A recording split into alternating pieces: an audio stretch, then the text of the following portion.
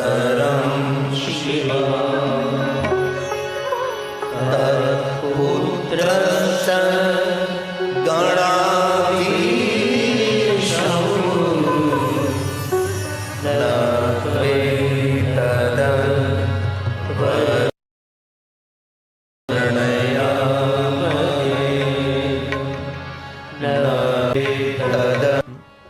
મહાદેવ આપના ગુણોનો મહિમા હું ન વર્ણવી શકું.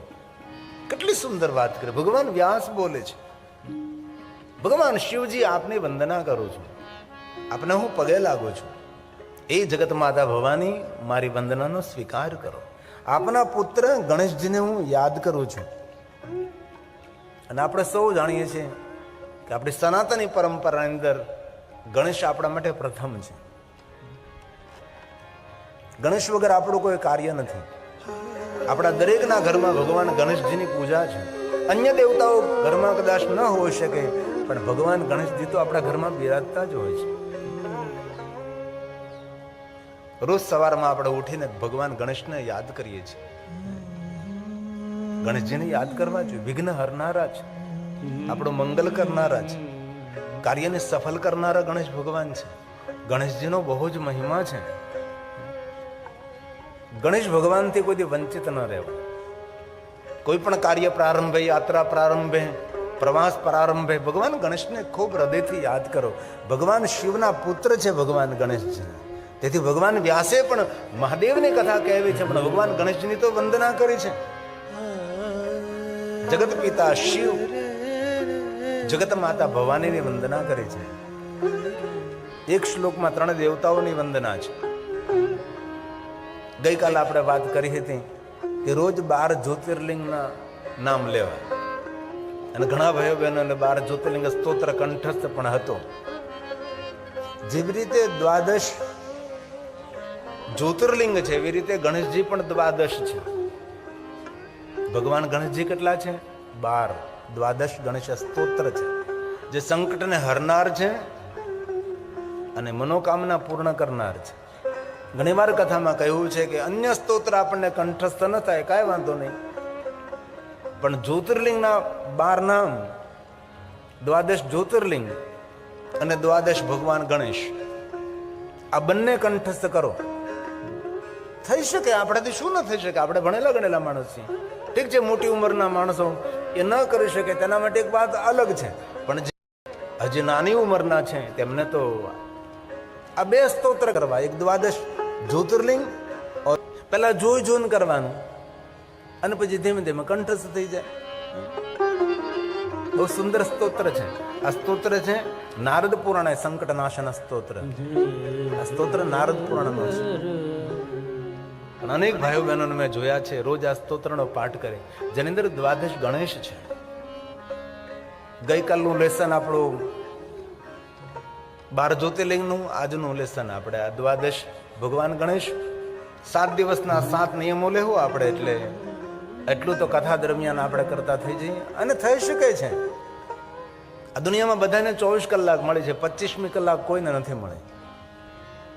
24 કલાકનો કેવી રીતે આ ઉપયોગ કરવો, આપણે ટાઈમ મેનેજમેન્ટ કેવી રીતે કરવું, એ આપણને ખબર પડવી જોઈએ.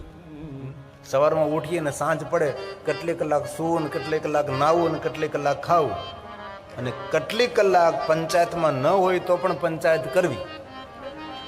ઘણા લોકો પંચાયતમાં હોય નહીં, પણ પંચાયત બહુ કરતા હોય. ન પંચાયતનો સભ્ય હોય, ન પંચાયતમાં તેનું કાંઈ ચાલતું હોય, પણ ગામ આખાની, આપણા ગામની વાત નથી, હું તો ખાલી આમ જ કહું છું, આમજાની વાત નથી, આપણા ગામની કોઈ વાત જ નહીં, આ તો ખાલી આકાશવાણી.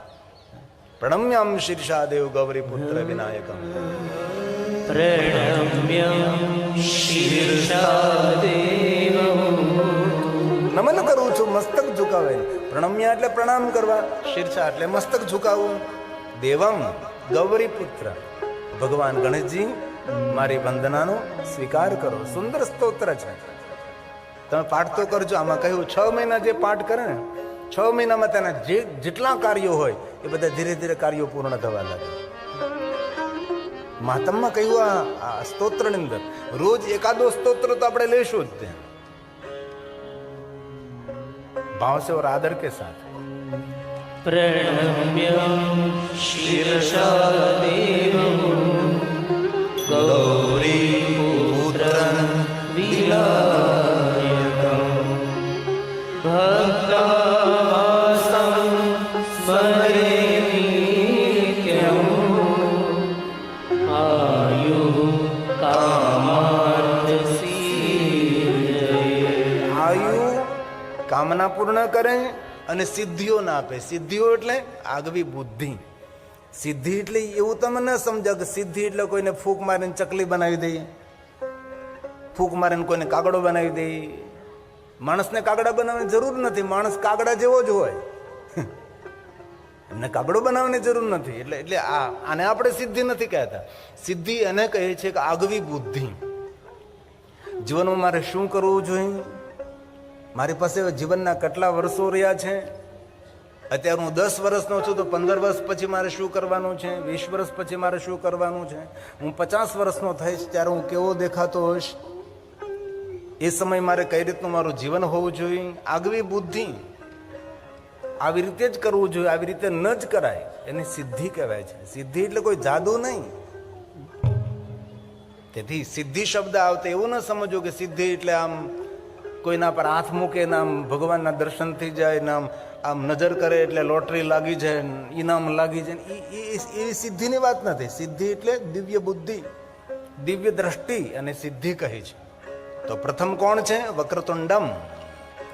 વક્રતુંડ પ્રથમમ વક્રતુંડ. પ્રથમં વક્રતુંડં ચ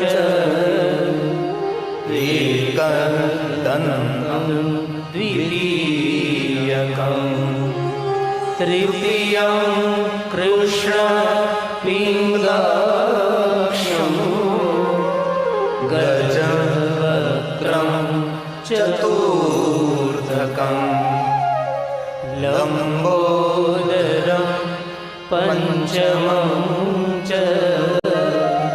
षष्ठं विकटमेव च सप्तमं विघ्नराजं च धूम्रवर्णं तथाष्टकं नवमं भालचन्द्रं च दशमं तु विनायकम् एकादशं गणपतिं द्वादशं तु गजाननं द्वादशैतानि नामानि त्रिसन्ध्यः पठेत् न च विघ्नं भयं तस्य सर्वसिद्धिकरं परं विद्यार्थी लभते धनार्थे लभते धनं पुत्रार्थी लभते पुत्रं मोक्षार्थी लभते गतिं जपे गणपति स्तोत्रं षड्वीर्मासे फलं लभे संवत्सरेण सिद्धिश्च लभते नात्र संशयः अष्टभ्यो ब्राह्मणेभ्यश्च लिखित्वा यः समर्पयेत् तस्य विद्या भवेत् सर्वा गणेशस्य प्रसादतः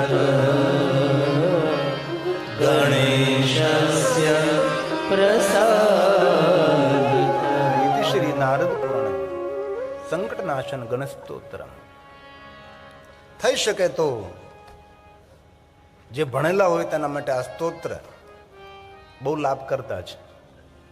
વિદ્યાર્થી કોઈ સ્તોત્ર બોલે તો વિદ્યાર્થી લપતે વિદ્યા, એને વિદ્યા મળે.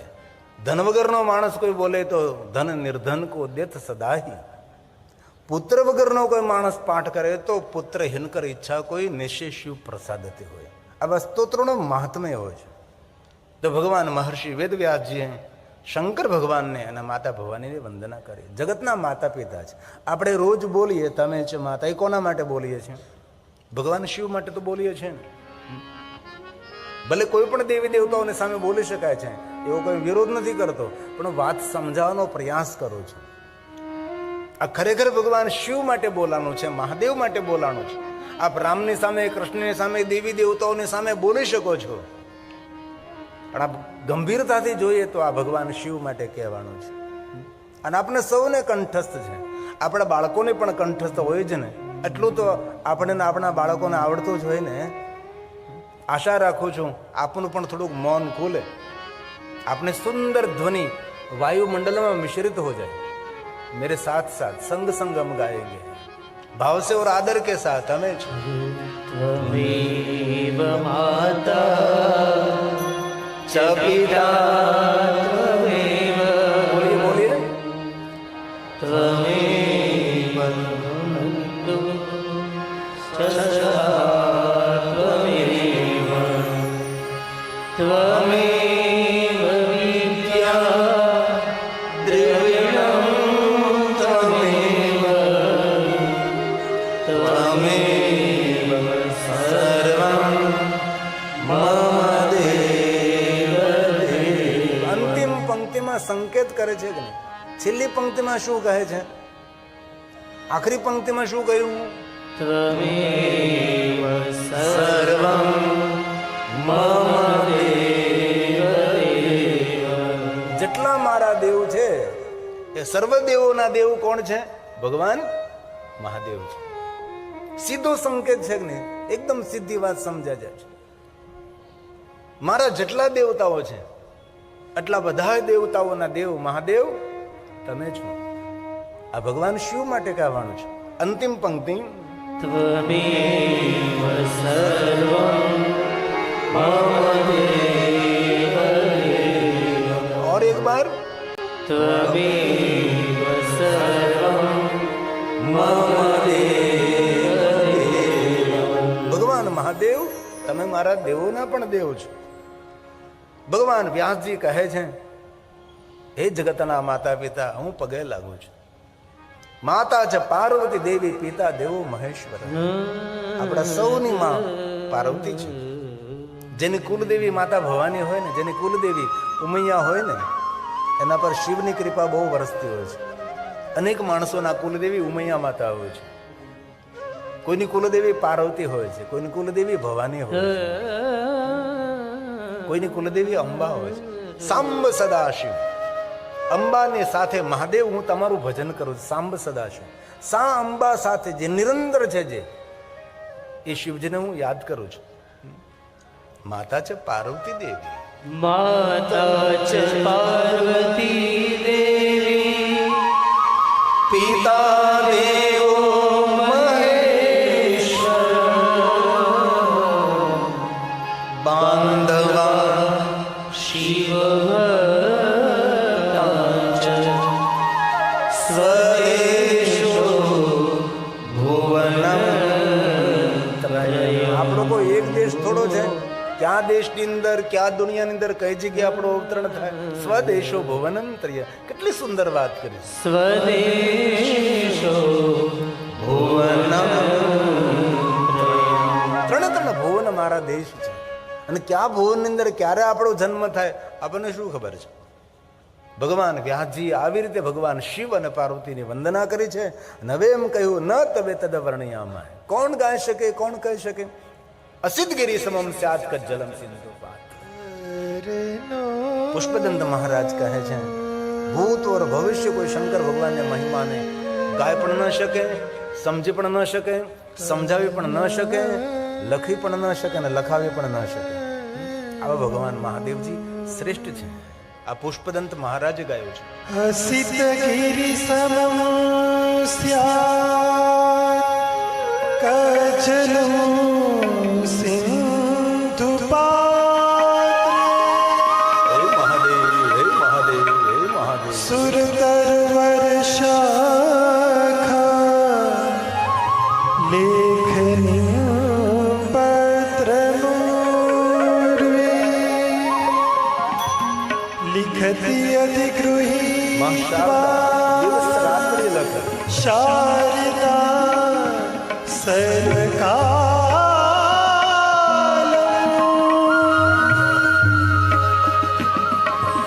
તદપિ તવ ગુણા